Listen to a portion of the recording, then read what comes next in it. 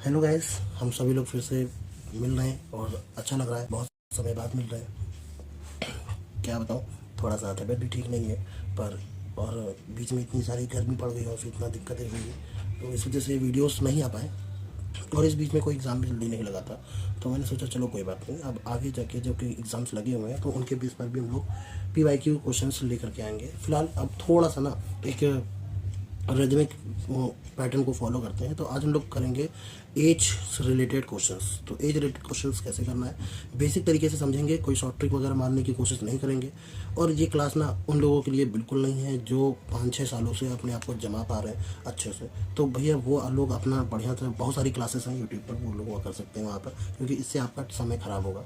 हाँ, जिन्होंने अभी तैयारी शुरू की है, जिसको लगता है कि नहीं ये चीज़ मेरे लिए अभी अभी दिक्कत आती है, आज भी मुझे दिक्कत आती है एज के क्वेश्चन को या आयु संबंधित रिलेटेड क्वेश्चन को सॉल्व करने के लिए, तो वो लोग इस वीडियो को देख सकते हैं। तो चलिए शुरू कर। कह रहा है कि 2 वर्ष पूर्व कमल और सुनीत की आयु के अनुपात कितना था? 3 और 4 था। 3 और 4 कब था? 2 वर्ष पूर्व। तो मैं मान के चलूँ कि जो कमल है वो 3x था और जबकि जो सुनील है वो 4x था। ठीक है, ये मान के चलते हैं। फिर कह रहा 1 वर्ष बाद। तो 1 वर्ष बाद ये अनुपात कब है? ये 2 साल पहले का है। 1 वर्ष बाद, सोचो यहाँ से वर्तमान आयु है ये 2 साल पहले, अब 1 साल बाद, तो यहाँ से यहाँ तक आने में टोटल कितने साल हो गए? 3 साल हो गए। तो यहाँ से प्लस का 3 साल, यानी कि 2 साल पहले से अगर हम आज से 1 साल बाद का काउंट करेंगे तो 3 साल हो जाएगा। कितना अनुपात हो जाता है? 7 और 9 का अनुपात हो जाता है। ये हो जाता है 7 और 9 का अनुपात। ठीक है, अब अगर आप इसको सॉल्व करें, देखो एक तो तरीका होता है कि इस तरीके से सॉल्व कर लेना। मैं थोड़ा इसको बड़ा कर लेता हूँ, मुझे पता नहीं क्यों थोड़ा सा सही नहीं लग रहा है, 0 से थोड़ा सा बड़ा होना चाहिए। अब ठीक है, तो ऐसा कर लेते हैं कि यहाँ से यहाँ तक डिफरेंस देखेंगे तो सिर्फ और सिर्फ x बचेगा, जबकि यहाँ के डिफरेंस में 2x बचेगा ना। तो एक काम करते हैं, इसको मैं डबल कर लूँ। क्या मैं इसको डबल कर लेता हूँ? यानी कि मैं इसको 6x प्लस का 6 अपॉन नीचे 4 2 जा 8x प्लस का 6 इज इक्वल टू 7/9 लिख सकता हूँ। यस या नो? हाँ, लिख सकते हैं।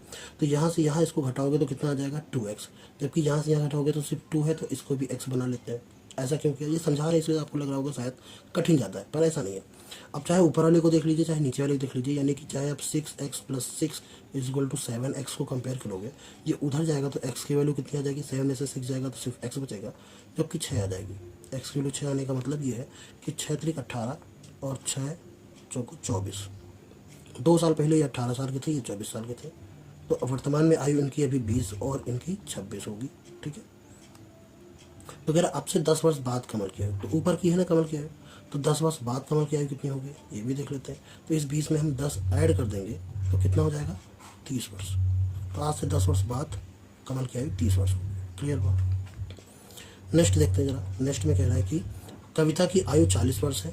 कविता की आयु 40 वर्ष है और सैजला की आयु, सैजला है उसकी आयु 48 वर्ष है। कितने वर्षों के बाद उनका अनुपात ये हो जाएगा? 6 और 7 हो जाएगा। देखो 48 और 40, सॉरी 40 और 48 में कितने वर्ष बाद? मान लेते हैं कि 6x वर्ष बाद ये हो जाएगा। ठीक है, और कितना हो जाना चाहिए? 6 और 7 हो जाना चाहिए ना। अच्छा एक चीज़ बताना, इन दोनों के बीच का डिफरेंस कितना आ रहा है? देखा जाए तो 48 में 40 जाएगा तो 8 बचेगा और x में से x जाएगा तो 0। यानी कि इस तरीके में हम सवाल में डायरेक्ट एक ट्रिक लगा सकते हैं। यहाँ पर 8 आ रहा है, यहाँ के डिफरेंस में 1 आ रहा है, तो क्यों ना मैं यहाँ पर 8 का मल्टीपल कर दूँ, ताकि 8 छंग 48 और 8 सत्ते 56, 56 ये हो जाए। और 56 48 का देखो अब 8 का डिफरेंस आने लगा ना। तो यहाँ से यहाँ कंपेयर करेंगे अगर हम, तो इसको ज़रा ऐसे समझो कि 40 plus X is equal to 48। ठीक है, तो x की वैल्यू कितनी आ जाएगी? 48 में से हम 40 माइनस कर देंगे तो x की वैल्यू कितनी आ जाएगी? 8 आ जाएगी ना 8। तो इसका मतलब है कितने साल बाद लगेंगे? वो है 8 साल बाद। क्लियर हुआ? अगला करें, चलिए इस सवाल को करते हैं। और इस सवाल दिख रहा होगा ना? हाँ दिख रहा है। तो क्वेश्चन में कहा गया हमसे कि 2 वर्ष पूर्व विनय और आशु की आयु में इतने का अंतर था। कितना था? 3x और 4x। डायरेक्ट लिखते हैं। 1 वर्ष पश्चात, तो 2 और 1 कितना हो गया? 3 हो गया। इनकी आयु में 7 और 9 का अंतर है। इधर से 2 इधर से 2, वही वाला हाल है पूरा सेम टू सेम। ठीक, तो इधर से 2 है इधर से 1 है तो दुगुना कर दें, यानी 6x प्लस 6 बराबर, इसमें हम x का गुणा कर देते हैं तो ये आ जाएगा 7x। तो x की वैल्यू कितनी आ जाएगी? 6 त्रिक 18 और 6 चौको 24। कह रहा है कि विनय और आशु, ये विनय है और ये आशु है।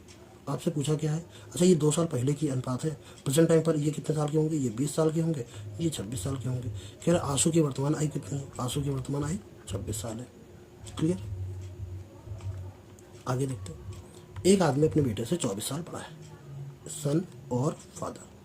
जाहिर सी बात है, सन अगर x ईयर का है तो फादर x प्लस 24 ईयर का होगा। कह रहे 2 साल बाद, 2 साल बाद मतलब x में भी हम 2 ऐड करेंगे तो फादर वाले यानी कि x प्लस 24 में भी हमको 2 ऐड करना पड़ेगा। उनकी उम्र कितनी हो जाती है, दुगनी हो जाती है। किसकी उम्र दुगनी हो जाती है, उसकी उम्र बेटे की उम्र से दुगनी हो जाती है। बेटे की उम्र से दुगनी हो रही है, ये दुगने हो रहे हैं। बराबर लाने के लिए हमको 2 का मल्टीपल इसमें करना पड़ेगा। इसका मतलब ये क्या हो जाएगा, 2x plus 4 is equal to X plus 26। तो x की वैल्यू कितनी आ जाएगी, ये उधर जाएगा तो x की वैल्यू आ जाएगी 22। तो बेटा की वर्तमान आयु x है और x की वैल्यू कितनी है 22, तो बेटा कितने साल का होगा, 22 साल का। आगे देखते हैं। समीर और आनंद की वर्तमान आयु क्रमशः 5 और 4 है। 3 वर्ष बाद उनकी आयु का अनुपात इतना हो जाएगा। आनंद की वर्तमान आयु वर्षों में क्या है, देखो। कह रहा है कि समीर और आनंद, समीर का है 5x और आनंद का है 4x। 3 वर्ष बाद तो हम 3 ऐड कर देते हैं दोनों में। उनकी आयु का अनुपात कितना हो जाएगा, 11 और 9 हो जाएगा। 11 और 9 हो जाएगा, ठीक है। 11 में से 9 घटाओगे 2 बचेगा, जबकि 5 में से 4 घटाओगे तो 1 बचेगा। तो एक काम करते हैं, इसमें डबल कर, इसको भी डबल कर देते हैं, इसको भी डबल कर देते हैं और इसमें x लगा देंगे, वही कंपेयर करना है। तो 10x plus 6 is equal to 11x। x की वैल्यू 6 आ गई, तो 6 आ गई तो 6 पंचे 30 हो जाएगा। अरे यार 30 हो जाएगा, ठीक है। और 6 चौको 24 हो जाएगा। पर ये कब है, वर्तमान आयु है, ध्यान रखना। तो कह रहा आनंद की वर्तमान आयु, आनंद कौन था, समीर ऊपर थे, आनंद नीचे थे। आनंद की वर्तमान आयु 24 है, 24। ऐसा तो नहीं है कि निर्धारित नहीं कर सकते।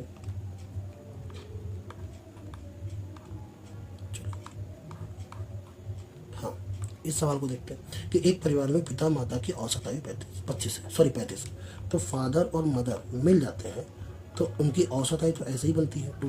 तो ये कितनी हो जाएगी, 35 हो जाएगी। अच्छा 2 का मल्टीपल करें तो फादर और मदर मिला करके 35 का दोगुना 70 बन जाएंगे, ठीक है। फिर कह रहा है फादर मदर एंड उनके इकलौते बेटे यानी सन। अब कितने लोग हो गए, 3 लोग हो गए तो बटे 3 हो जाएगा। औसत कितना हो जाएगा, ये कह रहा है 27 हो जाएगा। 27 तरीके 81। तो f plus M plus son is equal to 81। कह रहा बेटे की उम्र क्या है, भाई फादर मदर अगर 70 साल के हैं तो यहाँ इनकी जगह 70 आ जाएगा। अब 70 उधर जाएगा तो सन की वैल्यू कितनी आ जाएगी, 11 साल। बेटा जो है 11 साल का होगा, ठीक है। ये भी देखते हैं। एक व्यक्ति की वर्तमान आयु उसकी माँ की आयु का 2/9 भाग है। एक व्यक्ति है यानी सन ही होगा। वो कह रहा है उसकी मदर की आयु का 2/9 है, यानी सन और मदर के बीच में अनुपात जो है वो 2 और 9 का है। क्लियर।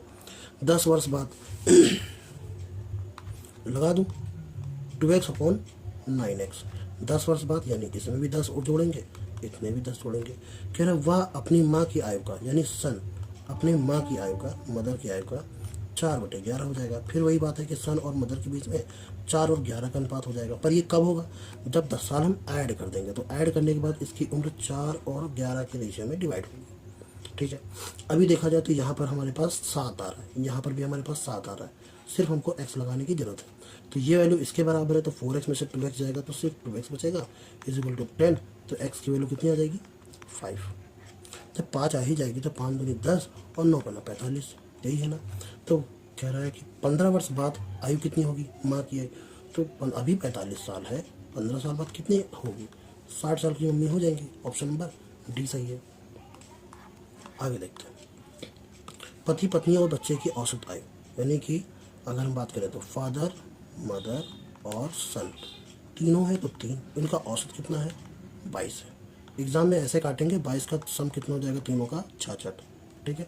5 वर्ष पूर्व 5 वर्ष पूर्व पति पत्नी की औसत हो, कह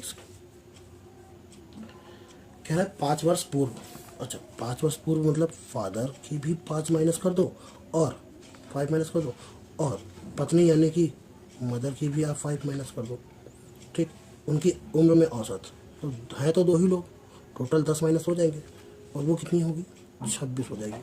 26 का दुगना 52, तो फादर प्लस मदर माइनस का 5 5 10 इज इक्वल टू 26 का 2 52।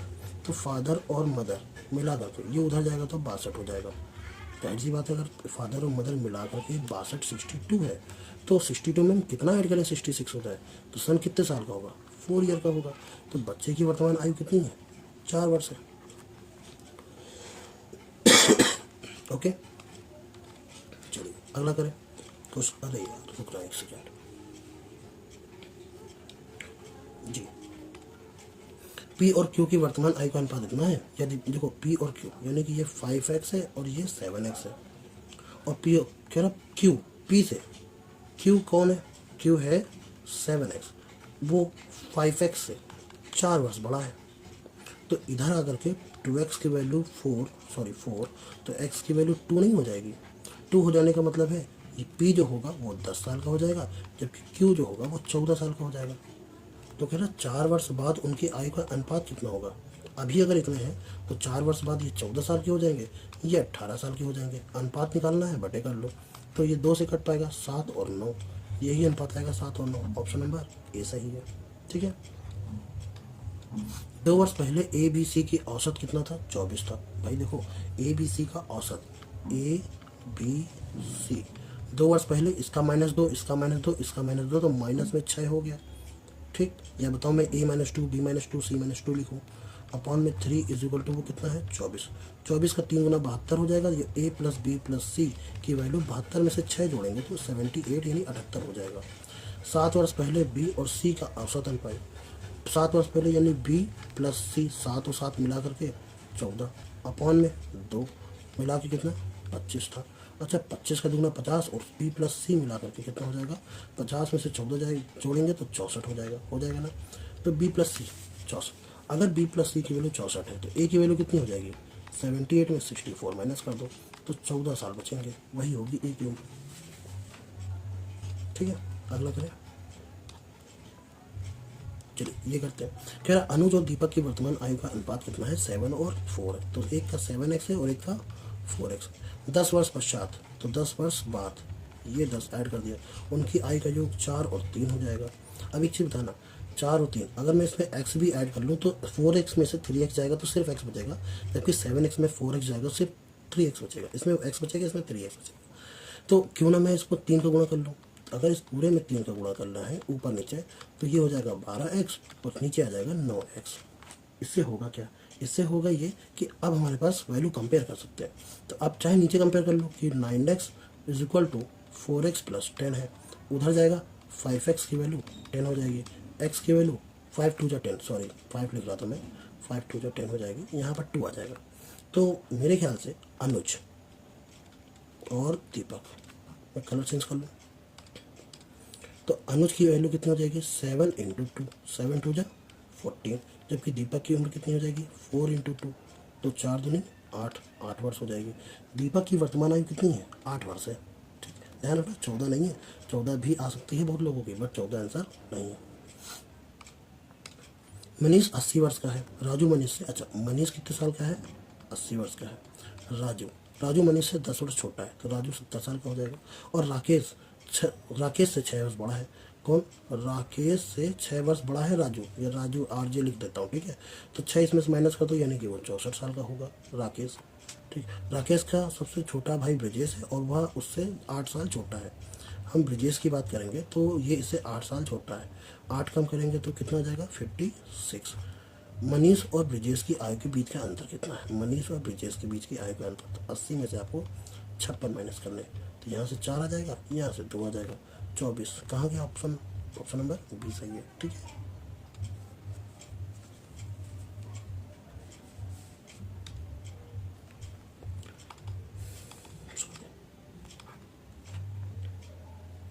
ठीक है, चलिए इसको देखते हैं जरा। क्या अमित और संजय की वर्तमान आयु का अनुपात इतना है, कितना है, 5x और 4x। ये वर्तमान आयु का अनुपात है अमित और संजय का। ध्यान रखना ये अमित का है और ये संजय का है। ठीक है, 3 वर्ष पश्चात उनकी आयु का, 3 वर्ष पश्चात मतलब 3 साल ऐड करेंगे, तब कितना हो जाएगा, 11 और 9 हो जाएगा। अगर मैं देखूँ तो यहाँ पर 1 आ रहा है, जबकि यहाँ पर 2 आ रहा है, इसमें 2 का मल्टीपल कर दूँ तो 5 2 10x plus 6 is equal to ये आ जाएगा 11x। आप x मान लीजिएगा यहाँ पर, ठीक है। अब एग्जाम में इसके बाद सीधा ये लिखेंगे, ये उधर जाएगा तो 6 = x, तो x की वैल्यू कितनी आ गई 6, 6 × 5 तो 6 × 5 = 30, 6 × 4 तो 6 × 4 = 24। फिर कह रहा अमित की वर्तमान आयु कितनी है, अमित की वर्तमान आयु 30 वर्ष है।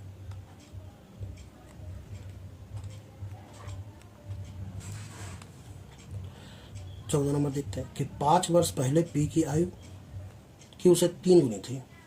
5 वर्ष पहले देखो P की आयु Q की आयु का 3 गुना था, यानी P और Q के बीच में जो रेशियो आया है वो 3 और 1 का आया है। पर ये रेशियो कब है, ये 5 साल पहले का है, पहले का। तो अगर हम 5 साल पहले इनका अनुपात, इनका वैल्यू 3x में x रख देते हैं, तब कह रहा था 10 वर्ष बाद, 10 वर्ष बाद क्या होगा, P जो होगा वो Q का कितना हो जाएगा, डबल हो जाएगा। तो P/Q का रेशियो कितना हो जाएगा, 2/1। तो इनका अनुपात ये कब है, ये है 10 वर्ष बाद, आज से 5 साल पहले अनुपात ये है, 10 साल बाद ये अनुपात ये रहेगा। तो 5 और 10 के बीच में जो 15 का डिफरेंस आया वो मगर इसमें ऐड कर दो तो कोई फर्क ही नहीं पड़ता। ये था 5 साल पहले और उसके 10 साल बाद नहीं, अभी के 10 साल बाद, तो वहाँ से कितना हो जाएगा 15 साल, और वो कितना हो जाएगा 2 और 1 हो जाएगा। यहाँ से देखा जाए तो 2x आ रहा है जबकि x आ रहा है, तो इसको मैं 4x/2x लिख दूँ, कोई दिक्कत तो नहीं, ठीक है, ऐसे लिख सकते हैं। तो 2x आ रहा है। अब इसका कंपेयर कराएंगे तो 4x में से 3x जाएगा तो x बचेगा, जिसकी वैल्यू कितनी आ जाएगी 15 आ जाएगी। जब x की वैल्यू 15 आ गई तो कह रहा P की वर्तमान आएगी, P की वर्तमान आएगी P 3, तो 15 टाइम 45, पर ये 45 कब है, ये 5 साल पहले की है। अभी कितनी हो जाएगी, अभी 40 हो जाएगी। 40 ऑप्शन नंबर सी सही है। चलिए अगला देखते हैं, और आज का ये लास्ट क्वेश्चन, ठीक है। बिन्नी की आयु सन्नी की आधी है। अच्छा, बिन्नी की आयु सन्नी से आधी है, यानी बिन्नी और सन्नी के बीच में 1 और 2 का रेशियो है। पिंकी की आयु सन्नी से दुगनी है, सन्नी से दुगनी है, तो पिंकी और सन्नी के बीच में भी 2 और 1 का रेशियो है। समझ आया। अब मैं तीनों को कंपेयर करता हूँ जरा सा। अगर एक काम करते हैं, अगर मैं इसमें 2 का गुणा कर दूँ तो ऊपर नीचे क्या होगा, ये 4 हो जाएगा, ये 2 हो जाएगा। सोचो, जब बिन्नी 1 साल की होती है तो सन्नी 2 साल का होता है। बिन्नी 1 साल की होती है तो सन्नी 2 साल का होता है। पर जब सन्नी 2 साल का होता है तो पिंकी कितने साल की हो जाती है, पिंकी हो जाती है 4 साल की, ठीक है। तो हमसे क्वेश्चन में कह रहा है पिंकी बिन्नी से कितने गुना बड़ा है, पिंकी जो है बिन्नी से कितने गुना बड़ा है, तो 1 में किसका गुना करोगे तो 4 आ जाएगा, 4 गुना बड़ा है। तो ऑप्शन नंबर सी सही है। क्लियर। चलिए, अगर अच्छा लगा हो तो लाइक कीजिएगा, सब्सक्राइब कीजिएगा चैनल को, और हम लोग ऐसे बहुत सारे वीडियोस आपको लेकर के आएंगे। और इसकी सीरीज़ अब चलेगी, कम से कम 5 से 6 चैप्टर कोशिश करेंगे, 50-60 सवाल तो हम आपको एज से रिलेटेड क्वेश्चन कराएंगे, ठीक है। मिलते हैं नेक्स्ट वीडियो में, तब तक के लिए जय हिंद।